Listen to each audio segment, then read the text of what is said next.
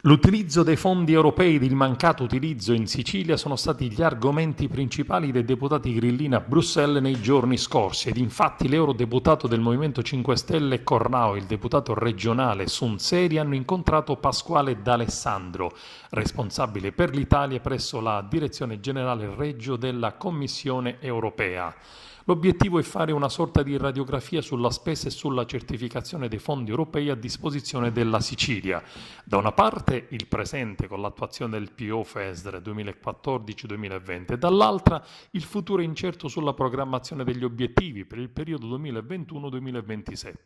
D'Alessandro, responsabile presso la Direzione Generale per l'Italia, ha prospettato un quadro preoccupante sul fronte della spesa dei fondi europei e sull'alta probabilità del fallimento nel raggiungimento degli obiettivi previsti nella programmazione 2014-2020. L'obiettivo è non ripetere gli stessi errori del passato. Vi è il rischio che la Sicilia possa perdere almeno 100 milioni di euro e che la Commissione chiuda i rubinetti della riprogrammazione delle risorse FESR 2014-2020. Ci sono progetti vecchi e bolliti per poter spendere risorse programmate da oltre 5 anni. Bisogna trovare soluzioni concrete e salvare le risorse europee che altrimenti andrebbero perdute.